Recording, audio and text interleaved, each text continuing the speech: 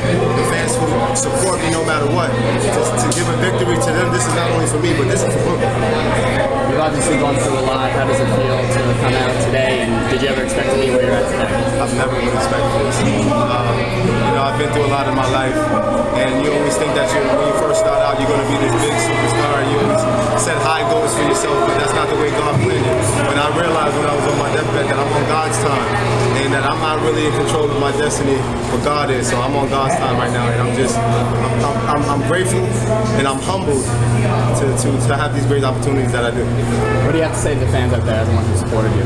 Wow, that I hope I am an inspiration and a sign of hope, that no matter what you go through, no matter what you can endure, that no matter how many times people put you down or you may put yourself down, just have faith. Faith in yourself, faith in God, that anything is possible, because I'm a living testimony and I'm living proof that God works miracles. What's next for you? What's next for me? I don't know. I want to be here at the Barclays Center hopefully the next 3 to 4 months. I don't want to leave the gym. I want to stay ready. This is a goal and this is a dream for me that I've accomplished, but the job is not over. All we have to do is just set the bar higher. Thanks so much. Danny, what does it mean to be the first cancer survivor to win a world title? Whoa. That means everything to me. First cancer survivor. I mean, if you think about just how many people are affected by cancer and tend to return to the sport of boxing, I mean, this isn't something you play. This isn't basketball. This isn't tennis. This is a rough sport where you could die inside that ring.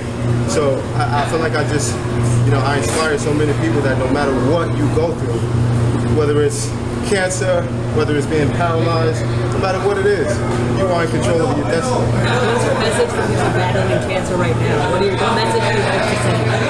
And if you have faith in yourself and faith in God, no matter what your situation is, you can get through it. I know cancer is one of the leading causes of death as far as diseases is concerned, but I'm a living testimony that it can't stop us.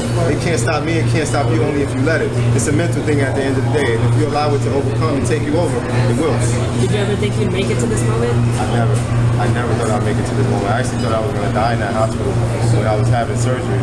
But God blessed me, and He gave me a story to inspire the world, and I'm just doing His will for me. And how do you think you are inspiring others? I think I'm doing it in an amazing, positive way.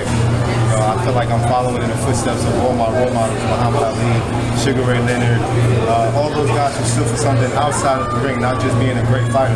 And nowadays we don't have too many role models, and I feel like I can, be that guy to take over and to be a positive message to the people all over the world. Thank you. Danny, you're excited right here. Hey. You made it look so easy there. You be emotional even though you made it look so easy there. Oh man. I'm still emotional. It hasn't hit me yet, but at the end of the day, we trained so hard for this fight. We had the smartest, hardest camp that we've had thus far.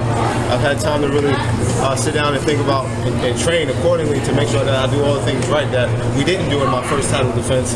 And I feel like I've done a good job. I worked my jab more, up and down, got my combinations, punches and bunches, and then that's what we wanted to do. We wanted to be prepared for a full 12 rounds, even if it wasn't going to go the whole 12 rounds. You had him almost out in the first round. You kind of maybe let him off the hook a little bit. Yeah. Second, third. What happened in those middle rounds before? I thought he was holding something back, believe it or not. I mean, I thought he was a little bit more seasoned than that. I gave him a little bit more credit than I should have. I should have just kept up my game plan. But as a smart fighter, you want to pace yourself, and that's a craft in itself. So I wanted to pace myself a little bit more, not load up on punches, even though it was kind of hard to, because once I had him hurt, I wanted to get him out of there. But I think it's just all practice makes perfect. Hopefully we can get better and better at pacing ourselves and getting guys out of there when we see the hurt. Did it not hurt your hand at all after the first round? No, I didn't. No, not at all. Yeah. Okay. But I think we were just trying to switch, get a feel, just trick him out. I didn't want him to get used to certain combinations and punches that I was throwing, so I was trying to put my punches in different places and put my stance in an awkward position. What was the first thought that went through your mind when you realized you got champion? Pardon me? What was the first thought that went through your mind when you realized you were accomplished? Wow, God is so good. I questioned God initially when I was going through this whole system, this whole battle.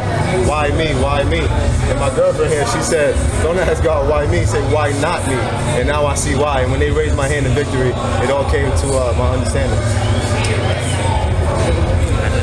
Did you know after that first round that you had him, or did you think it could go longer?